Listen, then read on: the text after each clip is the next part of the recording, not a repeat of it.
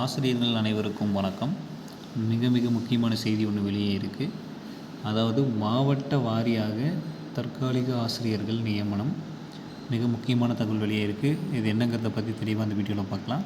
அதுக்கு முன்னாடி நம்ம சேனலுக்கு புதிய பார்வையாளர்களாக இருந்தீங்கன்னா மறக்காமல் சப்ஸ்கிரைப் பண்ணிக்கோங்க. பக்கத்தில் இருக்கிற பெல் ஐகானை கிளிக் பண்ணிக்கோங்க. அப்போ தான் டிஆர்பி மற்றும் பள்ளி கல்வித்துறையிலேருந்து எந்த ஒரு தகவல் இருந்தாலும் மிஸ் பண்ணாமல் பார்க்க முடியும். சரி, ஓகே, வாங்க வீடியோக்குள்ளே போகலாம். அதாவது சென்னை மாவட்டத்தினுடைய நிதிநிலை அறிக்கையில் என்ன சொல்லியிருந்தாங்க அப்படின்னு பார்த்தீங்கன்னா, 100 மாணவர்களுக்கு மேல் இருக்கக்கூடிய 108 பள்ளிகளில் தற்காலிக ஆசிரியர்களை நியமிக்க வேண்டும். உடற்கல்வி தற்காலிக ஆசிரியர்களை 3.50 கோடி ரூபாய் செலவில் நியமிக்க வேண்டும் அப்படின்னு சொல்லியிருந்தாங்க.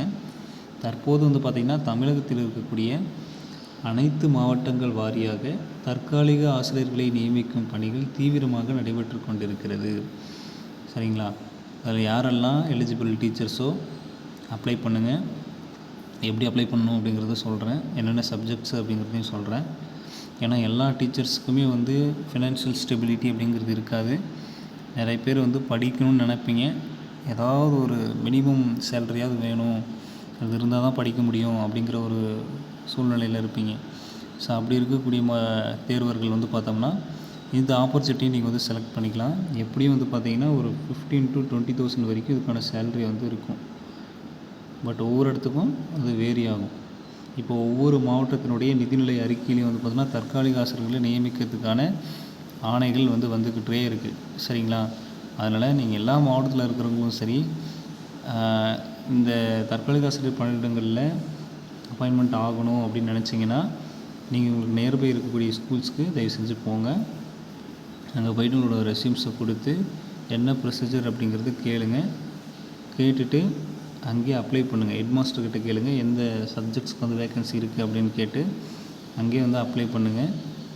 அவங்க உங்களை ஜாயின் பண்ணிக்க சொல்லிடுவாங்க. ஏன்னா நிறைய இடங்கள் அப்படி தான் சொல்லியிருக்காங்க. உங்களை ஜாயின் பண்ணிக்க சொல்லிடுவாங்க. ஸோ தற்காலிக ஆசிரியர்களாக நீங்கள் பணியமர்த்தப்படுவீர்கள். அதனால் இந்த ஆப்பர்ச்சுனிட்டியை யூஸ் பண்ணிக்கோங்க. எப்படி அப்ளை பண்ணுறது நிறைய பேர் கேட்டீங்க. இதுதான் அப்ளை பண்ணுறதுக்கான ப்ரொசீஜர் மெத்தட். வேறு ஒன்றும் பெரிய மெத்தட்லாம் கிடையாது. ஸோ இப்போதைக்கு தமிழ்நாடு முழுக்க மாவட்ட வாரியாக தற்காலிக ஆசிரியர்களை நியமனம் செய்வதற்கான நடைமுறைகள் பார்த்தோன்னா ஃபாலோ பண்ணிக்கிட்டு இருக்காங்க.